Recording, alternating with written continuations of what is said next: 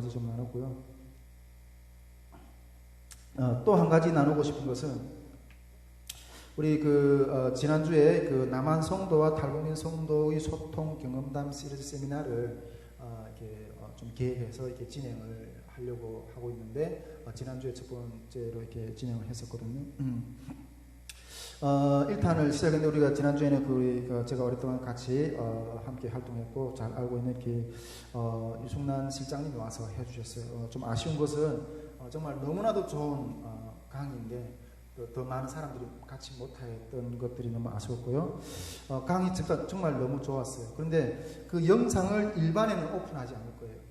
일반에는 오픈하지 않고 실제 사례들을 좀 많이 나눴기 때문에 그런 것들이 이렇게 나가게 되면 또 좀 여러 가지 좀 불미스러운 어떤 마음들이 있을 수 있기 때문에 이렇게 영상을 이렇게 일반에는 오픈하지는 않습니다. 우리 선교회 안에서는 이렇게 스태프들이 교육을 위한 탈북민 선교를 해 나가고 이렇게 한 것들 교육을 위한 어떤 그런 자료로만이 이렇게 사용하도록 하겠습니다. 네.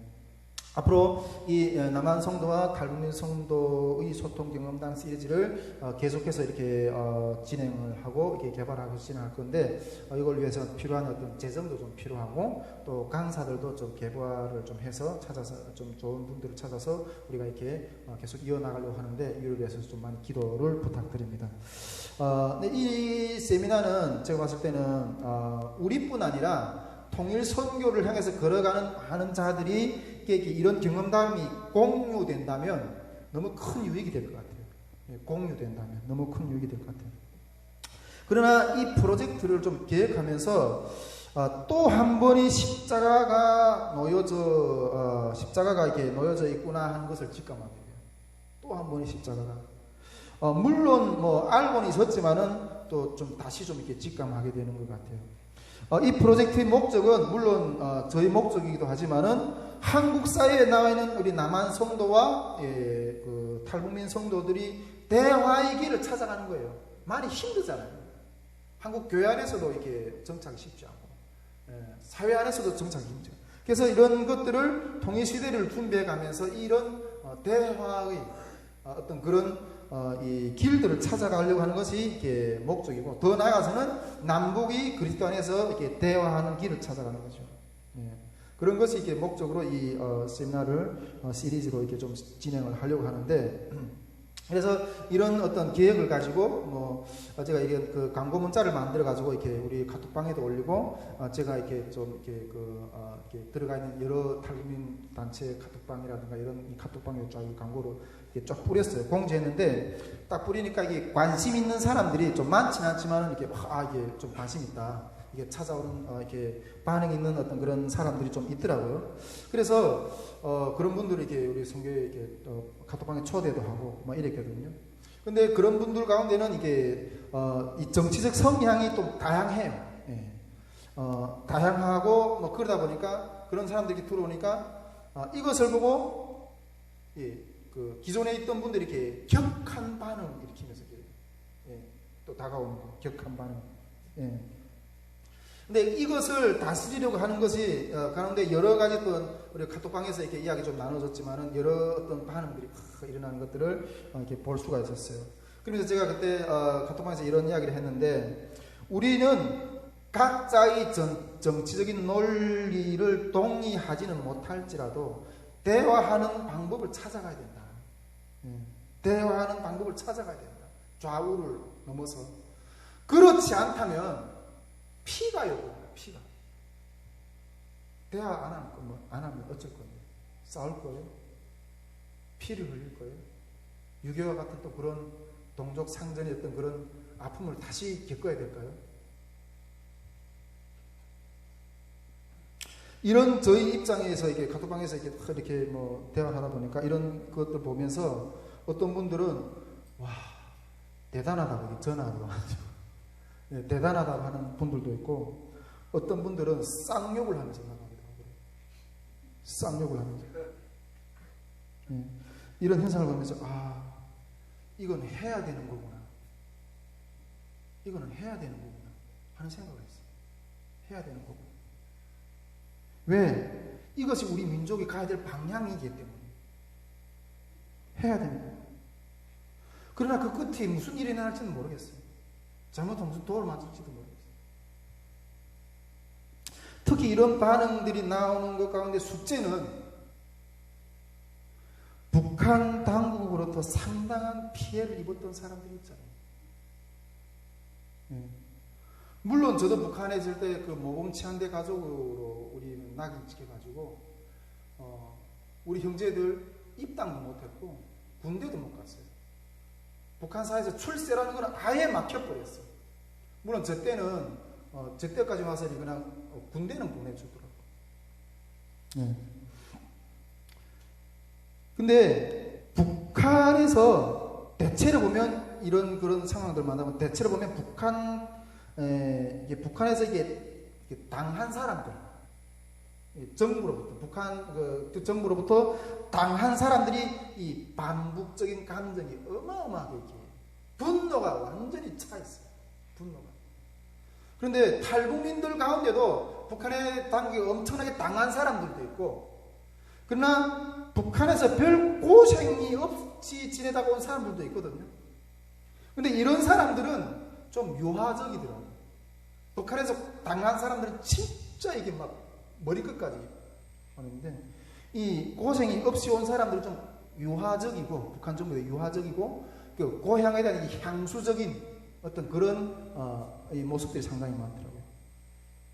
이 북한에서 고통받은 자들은 그 분노가 어떻게 참지 못하는 거예요. 참지 못하는 거예요. 용서가 안 돼. 중으로 그냥 꽉 차 있어요. 중으로 그냥 꽉 차 있어요. 제 친구도 제가 이게 북한 그 군 생활하다가 그 북한 그 군 그 이 감옥에 잡혀갔거든요. 감옥인데 그 군대 감옥은 달라요. 일반 사회 감옥에서 취급하는 것보다 달라요. 북한 내가 우리 그 친구가 내가 옛날에 그 같이 지내면서 이야기하는 건데, 북한 감옥에 그 군대 감옥에서 지냈던 이야기를 하는데, 와, 지옥이라는 게 따로 없구나. 이거 보고 지옥이라 하는구나. 서로 살기 위해서 그 풀이라도 더 먹기 위해서, 뺏어 먹기 위해서 그 양육강식에, 와, 진짜 끔찍했어요. 놀랐어요. 이런 것 보고 지옥이라 합니다. 제가 그렇게 북한의 당국에서 당한 사람들, 북한 정부에서 당한 사람들에게, 야, 그래도 북한에도 좀 유화책을 좀 이렇게 유화적인 어떤 그런 태도로 좀 이렇게 나올 수 없겠냐, 이런 요구를 감히 못하겠어요. 솔직히 저도. 만일 그런 북한에서 당했던 사람이, 북한 정부에 당했던 사람이 북한 당국을 받아들이는 마음을 가지게 된다면, 그거는 그 사람의 영역이 아니에요. 신의 영역이에요. 하늘에서 뭔가 은혜가 부어져야지 그게 이루어지지, 그렇게 원한에 찬 사람이 그걸 풀어준다, 그걸 용서한다, 이거는 어느 도단이에요. 기대할 수가 없어요. 여러분, 우리 대한민국은 6.25의 그 아픈 상처들, 얼마나 많은 사람들이 죽고, 남북이 그렇게 싸우면서 서로 죽이고 그러면서 그랬어요. 제가 어떤 때는 탈북민 거리 전도를 하다 보면 이렇게 전도실은 어디서 우리 다이스물들 섬기는 이게 무슨 상이다. 탈북민들을 섬기는 어떤 그런 단체다, 선교단체다. 빨갱이 새끼들하고는 상종가, 빨갱이 새끼들하고 상종가. 이 노세대들이 그 전쟁의 상처라는 거는 이게 감당이, 왜? 자기 부모 형제를 죽이는 놈들인데. 여러분, 제가 이 문제를 이 마음을 나누려고 이렇게 무슨 러시아 혁명부터 해서 기독교 복음의 진리는 어떻고 이런 것들 논리로 한번 설명하려고 하다가 그냥 접어버렸어요. 그냥 접어버렸어요. 그냥 논리로 설명하려다 그냥 설명 안 하려고 더 접어버렸어요. 그냥 이거는 하나님 앞에 이 문제를, 이 고통의 문제를 해결해 달라고 그냥 기도할 수밖에 없어요. 기도할 수밖에 없어요. 기도할 수밖에 없어요. 그냥 하나님, 저들이 이 분노, 이 상처를 해결해 주십시오. 그냥 기도할 수밖에 없어. 그러면서도 대화는 해야 돼. 그렇지 않으면 이 또 다른 어떤 그런 고통이 또 다시 올 거고. 그러면서도 그 가운데서 우리가 할 수 있는 이야기는 그럼에도 불구하고 할 수 있는 이야기는 인간의 죄성에 대해서, 인간의 그 죄성에 대해서 다스리는, 예수 그리스도의 이름으로 다스리는 그 말 한마디밖에 선포할 수밖에 없어요. 할렐루야. 예. 왜? 결국은 종국적으로는 이 죄의 문제가 이러한 수많은 고통을 낳기 때문에. 예. 여러분, 이 죄의 문제, 이 고통의 문제를 외칠 수밖에 없어요. 이 죄의 문제를. 그렇다고 해서 이걸 닫고 있다? 그러면 이거는 그냥 폭탄 돌리기밖에 안 돼요. 폭탄 돌리기. 그 중호가 중호를 낳고, 중호가 중호를 낳으면 어떻게 되겠어요? 또 6.25 같은 그런 고통을 당할 수밖에 없는 거예요. 그래서 내가 중국에 가보니까 중국 사람들은 복수를 해도 대를 이어가면서 한다고 그러더라고요. 영화를 보니까 대를 이어가면서 한다고. 네, 무협지에서 그렇게 나오잖아요. 그럼 우리가 대를 이어가면서 동족 상전을 할까요? 어떻게 대가? 제가 여러분 그 국제시장 봤잖아요. 영화 국제시장에서 그 주인공이 그 베트남 전에 가서 이렇게 폭탄 테러를 맞잖아요. 그 폭탄 테러를 맞는 그 상황 가운데서 집에다가 아내한테다가 편지를 쓰잖아요. 여보, 우리가 6.25를 맞은 게 얼마나 다행인가. 흥남 그 고통이었던 그런 것들. 우리가 이런 고통의 짐을 진 것이 얼마나 다행인가. 만일 이런 고통을 우리 자식들이 졌다. 그거는 안 되지 않을까. 참 우리가 져서 다행이라. 저도 우리 딸이 북한에서 그런 고생을 해서 이렇게 한다, 저 상상도 안 돼요. 우리 자녀들이 상상이 안 돼요. 차라리 내가 졌던 것이 다행이다. 이걸 내가 지지 않아서, 이걸 내가 당하지 않아서 다행이다. 이렇게 말해서 감사. 여러분, 남북한 성도들의 소통 경험담, 어떤 돌이 나올지는 모르겠어요. 그런데 이걸 우리가 피한다면 폭탄 돌리기를 하는 거예요, 여러분. 폭탄 돌리기를.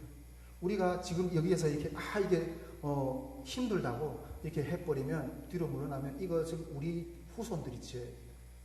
이걸 우리 대에서 끊어야 되지.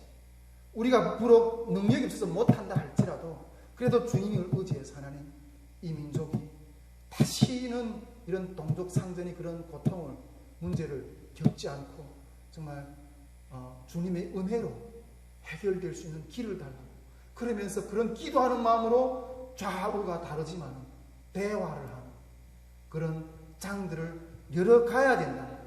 할렐루야. 예. 오늘 이 정도까지 좀